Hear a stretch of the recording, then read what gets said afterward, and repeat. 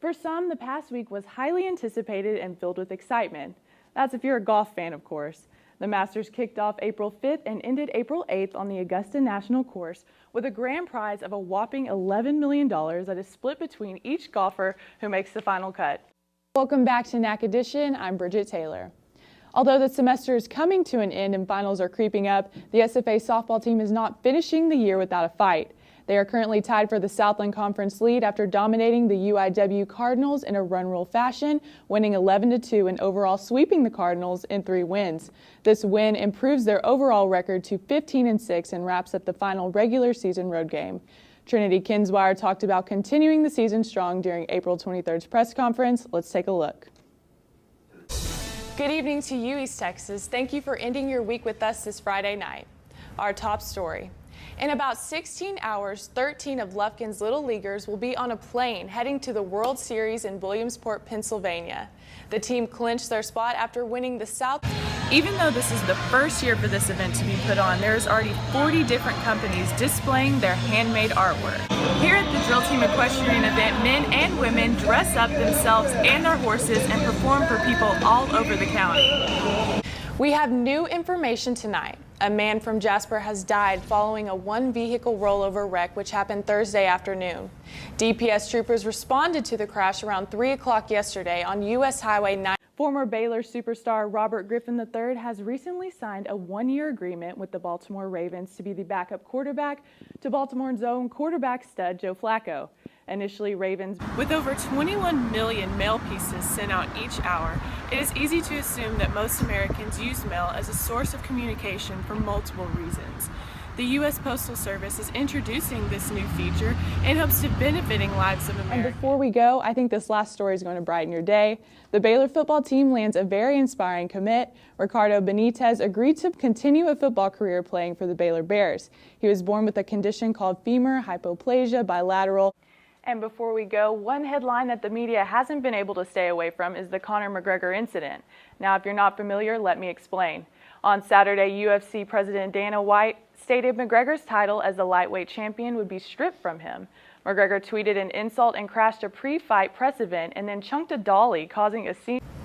In 2015, a man was accused of sexual assault with a machete in Nacogdoches, and today he learns his fate. A jury found Jose Alfaro guilty of assault with a deadly weapon, stemming from an attack 2 years ago against his neighbor with a machete. The victim suffered. We're learning details into the allegations that a Shelby County jail sergeant was arrested for committing inappropriate acts with an inmate. 42-year-old Corey McClure of Tenaha faces a charge of improper sexual activity with a person in custody, as well as a charge of bribery. Here at the Wines World is such a big event that they have shut down the entire downtown street in Nacogdoches. In 2015, Richard and Barbara DeWitt purchased the hotel, and now, after almost 2 years of renovations, the hotel will be reopening. The Drill in the Pines Equestrian Drill Team competition took place in Nacogdoches on Saturday at the Nacogdoches County Expo Center.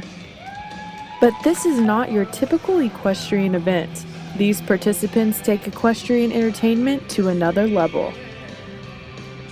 Here at the Drill Team Equestrian event, men and women dress up themselves and their horses and perform for people all over the county. The teams practice strategically to entertain the audience with a drill team-esque performance, showing the talents of the horses and the people riding them. Along with the performances inside, families could enjoy the moments when their favorites weren't performing with multiple animals at the petting zoo, pony rides, train rides, and rock climbing.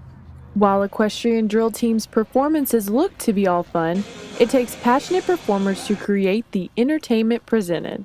I volunteered to fill in a spot one night, and I just fell in love with it. And like any competition events, much practice is required. Some horses, they they want to kind of buck, and so you have to work them out of their bad habits, and then you have to make sure that they have the drill completely down. Since there are multiple people on each team competing for first place, it's important to have a bond with the teammates surrounding you. They're like my sisters and brothers, and they're family. Because this packed full day went from 8 a.m. to 8 p.m., attendees could take advantage of some free time in the beautiful weather. But the equestrian drill teams remain the star of the show, showing the world a different take on your everyday horse riding. With NAC Edition, this is Bridgette Taylor. The Handmade Artisan Market event held at the Nacogdoches County Exposition and Civic Center on February 18th displayed handmade artwork for customers to come look and shop. The artwork displayed ranged anywhere from paintings and pottery to knives and even jelly. Even though this is the first year for this event to be put on, there is already 40 different companies displaying their handmade artwork. One husband and wife duo found a passion after retirement for handmade craftsmanship.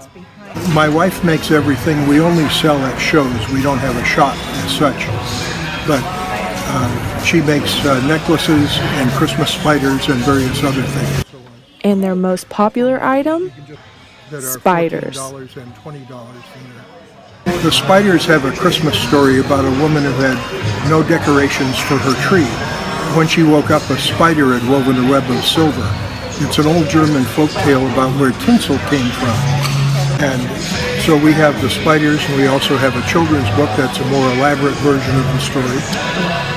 And they make a really nice gift, and they don't have to go in a Christmas tree. People use them all different kinds of ways.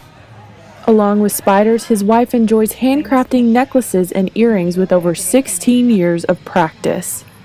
While some use handmade craftsmanship as a hobby and post-retirement activity, others have found a full-time job and career with their talents. Basically, I don't have a day off. Usually my shows are Saturdays and Sundays, and when I get home Sunday night, I'm placing orders with my suppliers for the different things I might need to start making replenishment for what I sold over the weekend. I then am in the shop pretty much Monday through Friday working on pins or other items, whatever I'm making that week, whatever I need to make. Then usually leave either Friday afternoon to head to a show, or early Saturday morning I head out to the next show. And his most popular item? His Bolt Action Bullet Pin, a name coined for its unique way of clicking a pin open. With door prizes and even a photo booth, the first ever Nacogdoches Handmade Artisan Market showed off the artistic talents of people across the U.S. With NAC Edition, this is Bridgette Taylor. With technology today, information is fed to the people in an instant. Text, calls, internet, and emails are all ways to connect with others in the outside world quicker than ever before. The United States Postal Service has decided to join the action by adding a new service where the post office will send pictures of mail and packages arriving to someone's house that day via email. Now, before opening the mailbox, you could be aware of what you will be receiving. This new feature the post office will be introducing is free and optional. The post office only needs your email address. For people who travel often, go on vacation, or are constantly working, this new feature could be beneficial. Wherever you are in the world, an email could let you know what to expect when you arrive back home. According to the U.S. Postal Inspection website, 10,000 criminal suspects are arrested for mail theft each year. With email and picture proof, this crime could be stopped in its tracks. With over 21 million mail pieces sent out each hour, it is easy to assume that most Americans use mail as a source of communication for multiple reasons. The U.S. Postal Service is introducing this new feature in hopes of benefiting lives of Americans. Some Americans will find this new feature beneficial, and others have a different opinion. Rapid Up Mailbox's manager states how the cost of the new operation could be severe. Now, I can see wanting to know that a package is being delivered, but the cost and time to the post office would be horrendous. By going to www.informeddelivery.usps.com, you can sign up and begin your optional emails today. With East Texas Explorer, this is Bridgette Taylor.